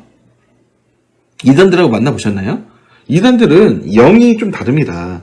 그렇기 때문에 하나님이 역사하지 않는 이상 논리 가지고 돌아온다는 불가능합니다. 그러니까 복음을 바르게 전해보고 하나님이 역사하신다면 좋겠지만 안 된다면 싸우지 말라는 거예요. 어차피 안 되니까. 자, 그래서 이 디도가 사역한 이 크레타 성 보이시나요? 여러분, 여기는 크레타 문명. 이 크레타 문명도 이 고대 문명 중요한 문명이죠. 미케네 문명, 트로이 문명. 그러니까 고대 그리스 지방뿐만 아니라 그 위 단계까지 갔을 때 이 고대 지중해 문명 가운데 아주 중요한 문명이었습니다. 정말 그러니까 문명이 일어날 수밖에 없죠. 그러니까 지중해 한가운데 있기 때문에 많은 사람들이 오고 가면서, 그러니까 문명이 섞인 곳. 그렇기 때문에 이상한 사람도 많고, 뱃사람도 많고, 그런 지역이라는, 그러니까 여기에는 디도가 가야 돼. 그래야 일이 됩니다. 디모데 갔다가는, 그러니까 끝장나는 거죠. 예, 코끼리가, 네, 루브르 박물관에 들어가는 것 같은 안 좋은 미스매치가 일어난다. 바른, 그러니까 사람들을 적재적소에 배치하는 것도 바울이 이제는 하게 되는 거죠. 자, 그래서, 디도에게 남긴 유언. 이런 디모데 전서랑 비슷해요. 그래서, 몇 가지만. 장로는 책망할 것이 없어야 한다.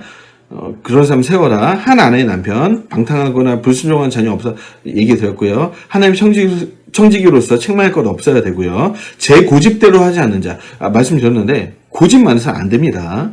고집 많았다가는 교회가 아무 일도 못해요. 내 생각은 이럴지라도, 하나님이 말씀하신다면, 하나님의 뜻이라면, 그 앞에 고개를 숙일 수 있는 사람, 그 사람. 급하게 분내지 않는 사람이어야 되고요. 당연합니다.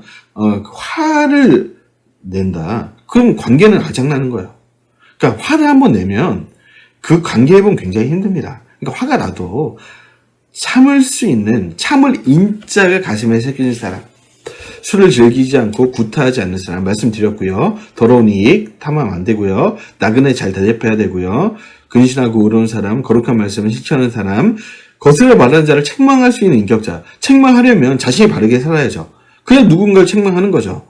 그러니까 올바른 삶을 살면서 잘못한 사람들이 있을 때 정말 영적인 권위로 권면하고 책망할 수 있는 사람.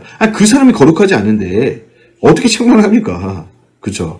그러니까 목회자급의 사람이 장로가 돼. 오히려 목회자 이상의 사람이 장로님이 되어야 된다. 오직 너는 바른 교훈에 합당한 것을 행하라. 선한 일에 열심을 내는 친 백성이 되게 하라. 아무도 회방하거나 다투지 못하게 하라.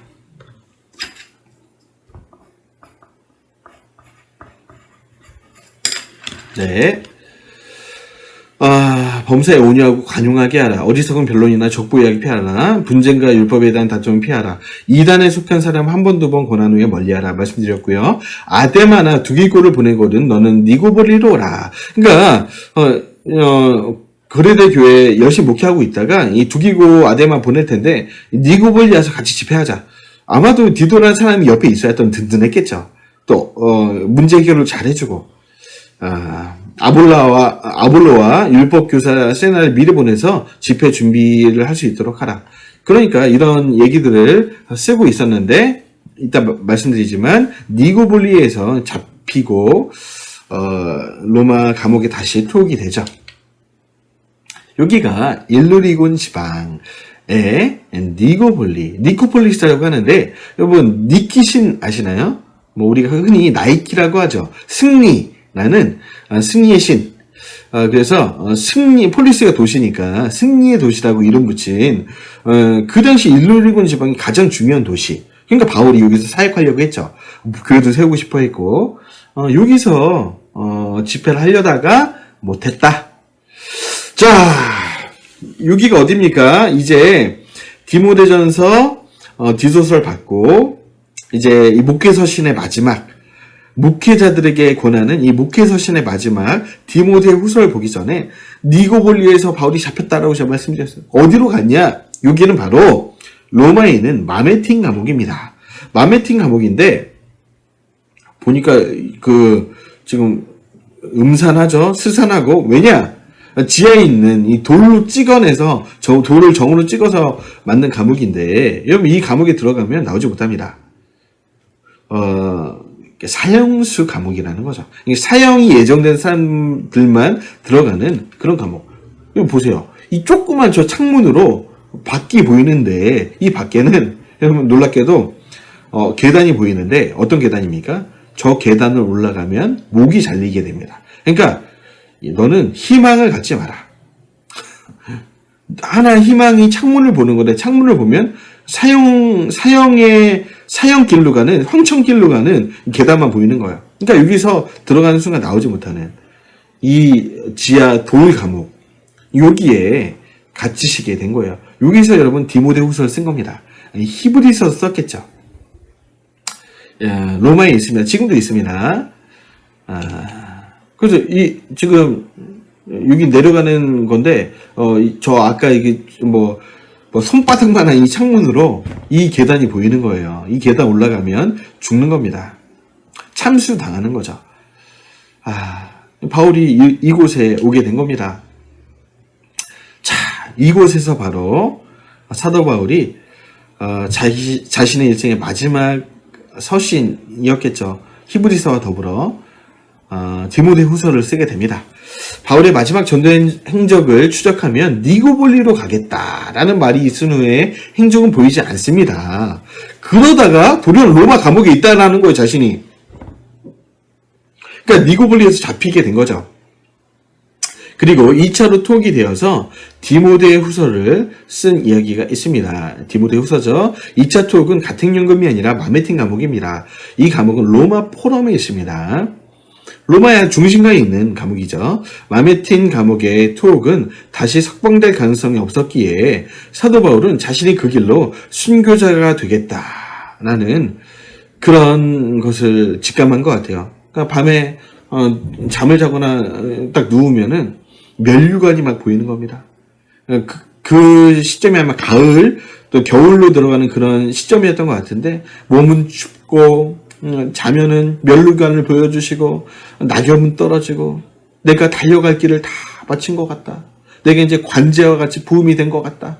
그런 여러분 사람이 죽을 때가 되면 느낀다고 하죠. 바울도 내가 할 일은 여기까지다. 이제 디모데야 네가 해야 된다. 디도야 네가 해야 된다. 누가야 네가 해야 된다. 마가야 네가 해야 된다. 그런 마음이 이제 들게 되는 거죠. 감옥에서 에베소에 있는 디모데에게 본서를 쓰는데 거기에는 디모데를 몹시 보고 싶어하는 마음이 사적인 마음이 있습니다. 사적인 서신이잖아요. 디모데에게 보낸 편지. 그러니까 디모데야 내가 죽을 때가 됐는데 네가 왜 이렇게 보고 싶은지 모르겠다. 얼굴이라도 한번 보고 만져라도 보고 그렇게 내가 하나님께 가고 싶다. 나의 삶과 죽음 가운데 함께한 너, 내가 고난당하는 모든 것을 본 너, 내가 슬피 울면서 교회들을 섬겼던 것을 옆에서 같이 봤던 너, 디모데야 보고 싶다, 보고 싶다, 보고 싶어, 좀 와. 오라는 거예요. 그 먼 거리를. 유언과 같은 말씀이고요. 디모데를 그러네 이렇게 편지를 썼지만 만날 수 없을 것 같아. 그렇죠. 그래서 최후의 유언과도 같은 말을 기록한 거죠. 보고 싶긴 한데 내가 이걸 쓴다고 네가 또 오는 길도 먼데 그 기간 동안 내가 사형당하면 또 못 보는 거 아니냐. 쓰면서 야 디모데야 네가 혹시 올 수 있거든 와. 근데 마가도 데리고 와라. 마가 누굽니까? 1차 전도여행 때 기억나세요? 밤빌리아 버가에서 마가가 못해 먹겠다고 도망쳤잖아요. 그 이후로 바울이 마가 이놈 아주 그냥 절대 같이 안 한다. 이러고 딱 뿌리쳐버렸잖아요. 근데 지금 바울이 마가가 보고 싶다는 거예요. 내가 사람을 잘못 봤다. 마가 지금 내가 소문을 들어보니까 훌륭한 하나님의 사람이 되어있다고 내가 듣고 있다. 내가 그때 한 일도 미안하고 혹시 마가 있으면 꼭 데리고 와라. 내가 마가한테 사과도 하고 정말 위대한 하나님의 사람 마가에게 또 이 교회를 맡기고 또 서신들 전달하고 뭐 그러고 싶다 얘기한 거죠. 그리고 또 가슴 아픈 얘기를 하는데 바울이 아마 마지막 사형 재판을 땅땅땅 두드리는 그 재판을 할 때 바울 편에서 변호를 해줄 사람들이 있지 않습니까?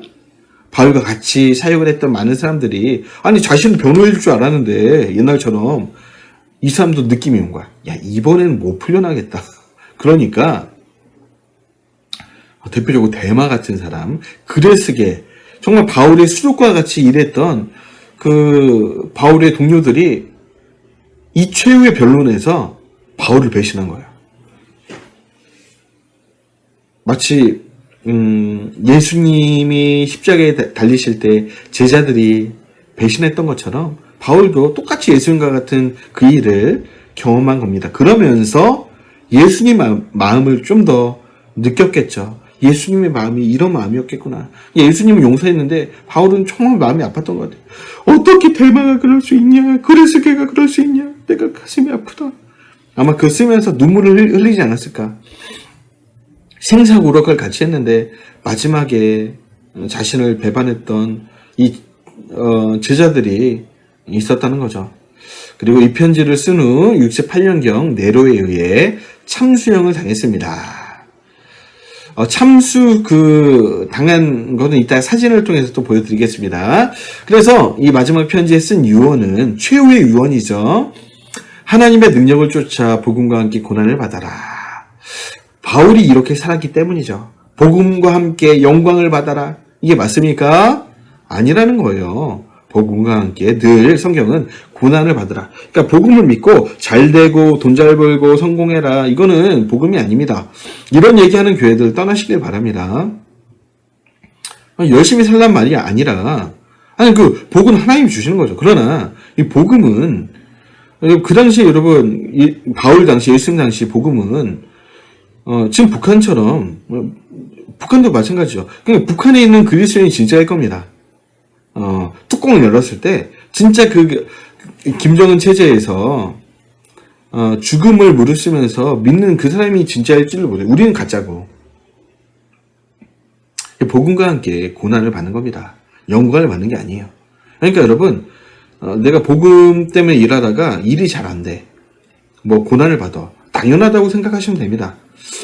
믿음과 사랑과 바른 말을 본받아 지키고 내게 들은 바를 충성된 사람들에게 가르치라. 여러분, 충성되지 않는 사람은 가르쳐봤자 소귀의 경읽기죠. 그러니까 기본적으로 충성할 마음이 있고 열심히 하려는 사람에게 바른 말을 전해야지. 여러분, 도둑의 마음이 있는 사람한테는 아무리 바른 말을 해도 씨가 막히지 않습니다. 그러니까 사람들을 잘 판단해서 정말 일꾼에게 잘 복음을 전해라. 예수의 군사로 고난을 받아. 이런 얘기하는 거예요. 바울의 삶이었습니다. 복음과 함께 고난을 받는 삶. 그러니까 여러분, 우리 삶에 어찌 보면 복음 때문에 고난이 없다면 내 신앙생활이 가짜일 수 있다. 이렇게 생각하시면 되는 거예요. 경계를 하되 항상 법대로 경계를 해라. 결과가 중요한 것이 아니라 결과뿐 아니라 과정도 중요하다. 과정을 불법하게 하지 마라. 교회 안에서 말다툼 하지 마.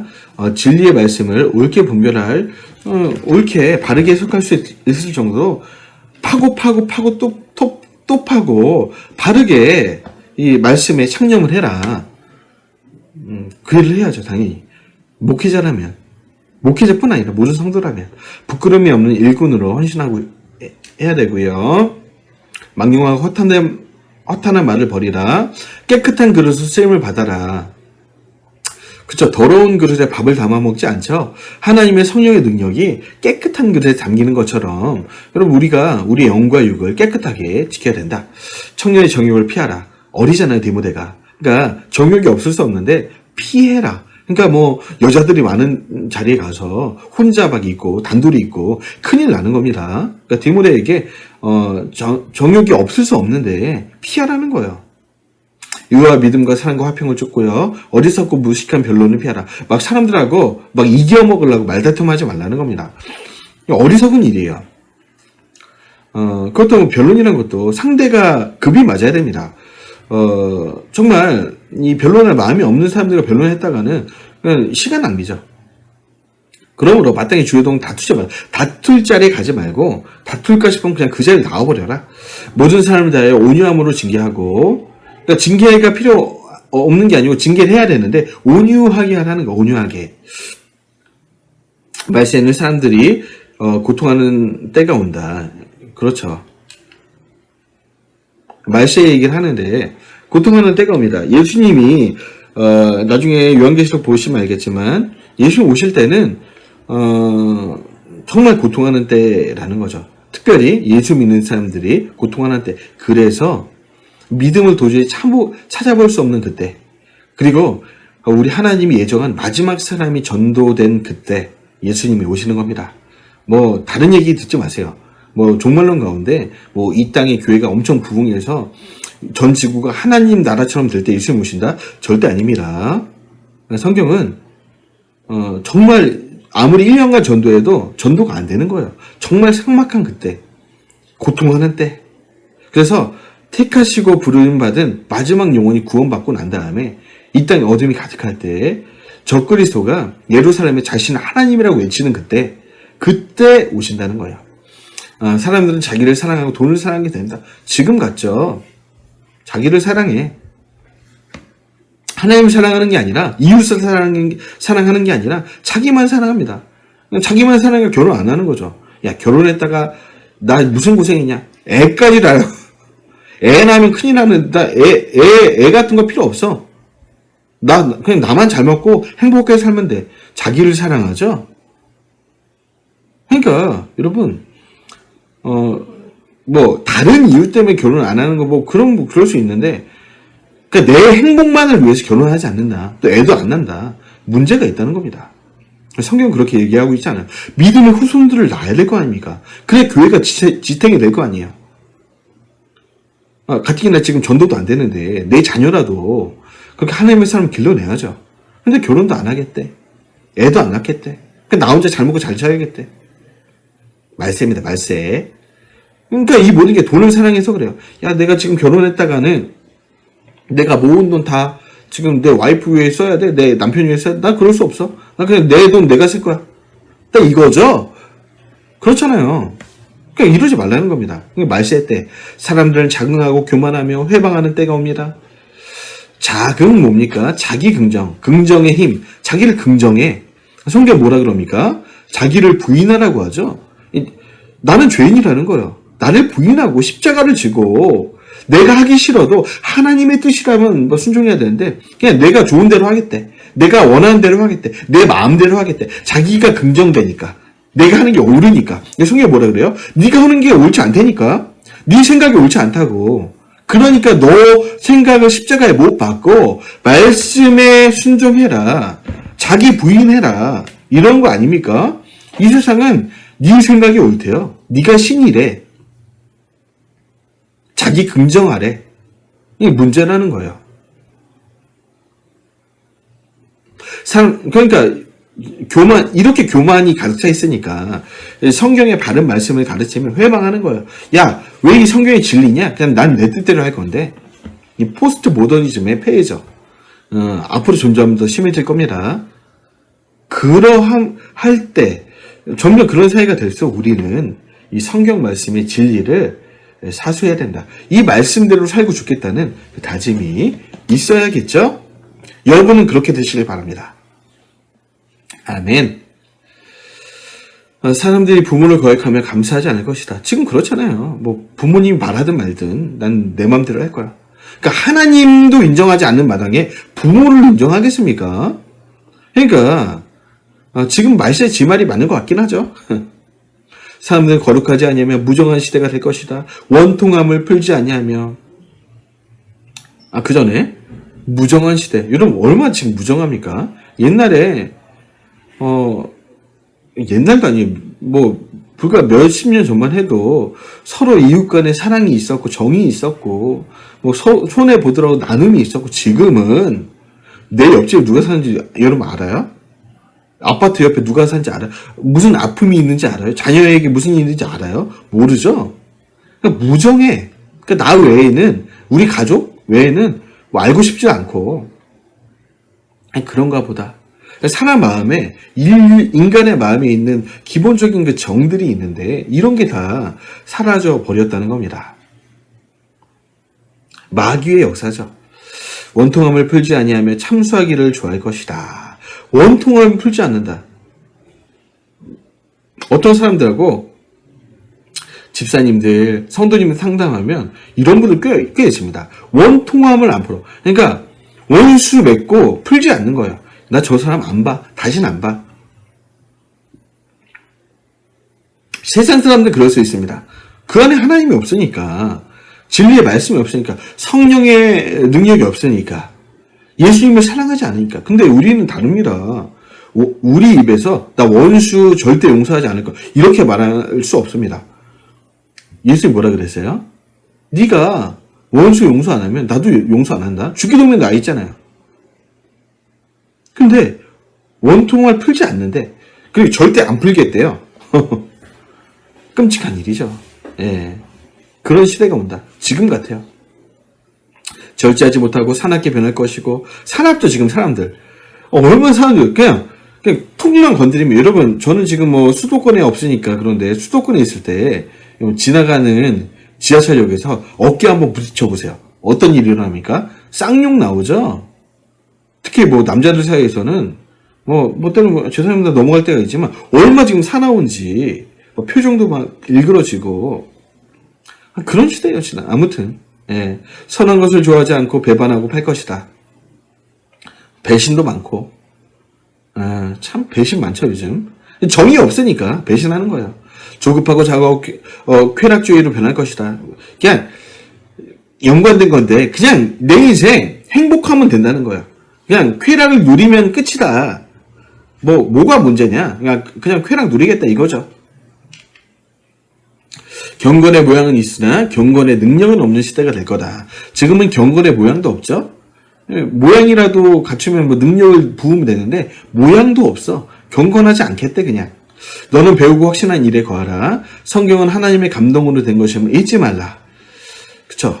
우리가 읽는 이 성경이 내 생각이 아니고 사람이 썼지만 하나님이 사람들의 마음을 움직여서 자신의 진리를 성경 안에 담으셨다. 잊지 마셔야 됩니다. 그러니까 제가 목사가 되고 목회자로서 사역하는 근거가 있다면 성경 말씀이죠. 이 말씀이 진리이기 때문에. 그리고 세상 많은 사람들의 책은 자기가 그냥 쓴 거잖아요. 성경은 다릅니다. 그래서 진리, 정경, 캐논이라고 하는 거죠. 창세기부터 계시록까지가 하나님의 숨결이 담겨있다. 진리의 음성이 여기에 담겨있다. 그리고 결국 하나님은 이 말씀대로 세계 역사와 인류를 운행하실 것이다. 이 믿음이 있는 거죠. 그러니까 이 말씀을 전파하라. 때를 얻든지 못 얻든지. 저도 지금 본부 교회에서 사역하면서 때를 얻든지 못 얻든지 내가 가만히 있을 수 없다. 유튜브로라도 복음을 전해야겠다. 이래서 하고 있는 거죠. 여러분도 그렇게 하시길 바랍니다. 난 못해요. 시간 없어요. 뭐 계기가 없어요. 그냥 만들면 됩니다. 만들면. 하고자 하면 돼요. 그냥 어떤 식으로 됩니다. 그냥 마네킹을 놓고, 마네킹은 안 되겠네. 사람 한 명만 놓고라도 강의를 시작해 보세요. 그럼 길이 열려질 것입니다. 범사의 오래 참음과 가르침으로 경책하며 권하라. 당연하죠.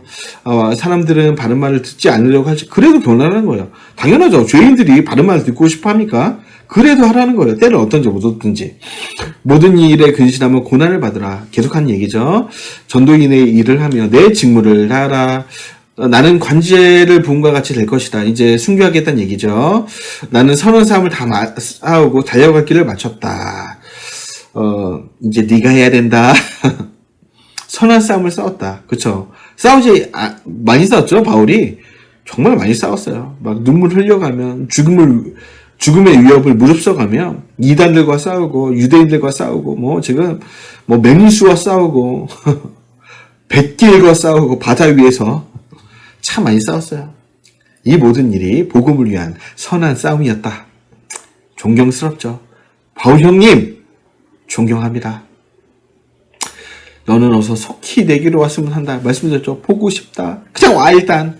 에베소에서 멀다고 안 오는 게 아니라 그냥 와야, 너 무조건 와. 보고 싶어. 내 주변에 있었던 사람들이 멀어지고, 대표적으로 대마 같은 사람들, 데살로니가로 도망가 버렸다. 그레스게 어디로 갔어? 갈라디아로 도망쳐 버렸다, 이놈. 누가만 지금 내 옆에 있다. 다 도망갔는데 누가만 내 옆에 있구나. 네가 올 때 아까 말씀드렸죠? 마가 꼭 데리고 와라. 나 마가와 지금 원통함을 하나 풀어야 돼. 마가한테 화해의 악수를 청해야 된다. 올 때 드로아에 그때 기억나세요? 가부의 집에 책하고 또 뭐 남기고 왔습니까? 외투. 그러니까 외투랑 가족 중에 쓴 책 꼭 가지고 와라.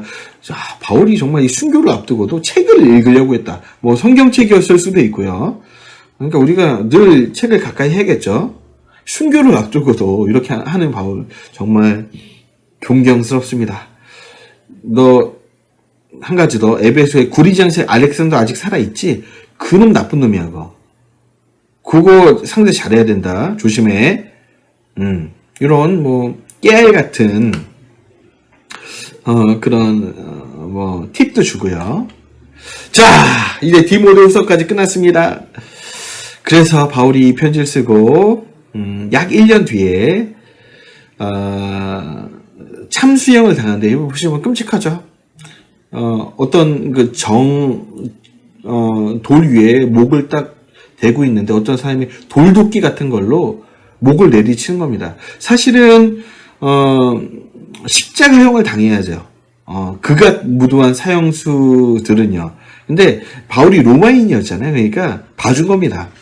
그냥 참수형 그냥 한번 눈 딱 감으면 죽잖아요. 그러니까 어떻게 보면 사형 중에서는 물론 끔찍하긴 하지만 비교적 고통 없이 죽을 수 있는 형이 어쨌든 목을 이렇게 대고 돌도끼에 찍혀서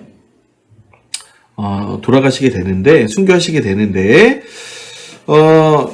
그랬다 그래요. 물론 전생이죠. 이게 딱 목이 잘려 나가면서 3번 딱 튕기는데 그때 핏자국이 3번 나와 있다는 거예요. 거기다 기념으로 이렇게 했는데 그게 이제 이탈리아 트라폰타나에 있는 세번수 교회입니다. 여기 있는 그 조각상인데 이렇게 돌아가셨고 탕탕탕 3번 튀겨서 핏자국이 있다. 뭐 그런 얘기들이 있더라고요. 네, 그래서 바울이 목에 여기서 돌아가시진 않았겠죠. 그냥 이제 후대의 사람들이 만들었겠죠. 그냥 요런 게 목을 대고 순교하셨다. 또 보면 십자가에 비슷한 시기입니다. 바울이 순교한 전후 정도로 봐요. 그때 베드로 순교하셨는데 베드로는 좀 끔찍하게 순교했습니다. 예수님이 예언대로 예수님이 베드로에게 너 당할 거다 예언하셨잖아요. 요한복음에 십자가에 거꾸로 매달려 참 베드로가 예수님을 배반했는데 예수님 저는 어떻게 보면 배반한 그 잘못을 십자가에 거꾸로 매달려 순교함으로써 하나님께 갚았을 수도 있죠. 정말 바울은 참수형으로 한 번에 돌아가셨지만 바울은 예수님이 느끼셨던 그 고통을 그대로 다 느끼면서 예수님 죄송합니다. 예수님 보고 싶어요 하면서 이렇게 돌아가신 것 같아요. 참 눈물 납니다. 자, 시간이 많이 갔는데요. 우리 마지막으로 복습하고 오늘 강의를 마치겠습니다. 자, 로마 2년 가택연금에 풀려났죠. 그리고 그레데에 들려서 디도 일행을 남겨뒀죠. 아볼로, 규보서, 세나 이렇게 같이 남겨두고 에베소로 왔다 그랬죠. 디모데를 남겨두고요. 이 골로새 지역, 히에라볼리, 라우디게아 여기 들려서 또 교회론, 기독론, 에베소, 골로새서 이렇게 가르치고 빌레몬 만나 볼 거야 내가. 또 오네시모 받아주는지 내가 볼 거야. 만났겠죠. 아마 빌레몬이 오네시모와 함께 열심히 사역을 하고 있었을 것이라 생각이 되고 오네시모는 나중에 에베소 교회 감독이 됩니다. 쭉 있다가 드로아에 들러서 가보의 집에 외투와 책을 놓고 더운 여름이었으니까요. 이동합니다. 빌립보쯤 와서 빌립보 교회 사람들 만났겠죠. 유오디아 순도계 권사님 만나서 권사님 우리가 주의 제자인데 왜 이렇게 싸웁니까? 예수님처럼 낮아져서 우리 섬깁시다. 하나가 됩시다. 바울 사도님 그렇게 할게요. 서로 화해하실 겁니다. 네, 유오디아 순도계 여기서 이제 에베소에 있는 디모데에게 디모데 전서를 썼고 데살로니가쯤 가서 그레데에 있는 디도에게 목회 서신 씁니다. 디모데 전서, 디도서. 그러다가 니코폴리스에 정말 전무후무한 큰 집회를 계획했는데 뭐 정확히 모르겠어요. 집회를 하고 잡혔는지 아마 하고 잡혔겠죠. 집회를 한 후에 잡힙니다. 그래서 마메틴 감옥에 아까 위에 사진에서 봤죠? 마메틴 감옥에 갇혀서 순교의 이슬로 청장의 이슬로 순교하시게 됩니다. 자, 이제 강의를 마칩니다. 너무 재미있으셨죠? 재미있었지만 눈물 나는 그 사도 바울의 이 마지막 스토리 우리가 보게 되었습니다. 우리 다음 시간에는요, 이제 공동서신, 이 목회서신까지 봤죠. 목회자가 목회자에게, 그리고 이번에는, 나머지 이제 야고보, 베드로, 또 나머지 몇몇 사도들이 어떻게 복음을 전하면서, 또 사역을 했는지, 또 어떤 서신을 기록했는지, 보겠습니다. 오늘 강의 여기서 마치겠습니다. 다음 주에 뵙겠습니다.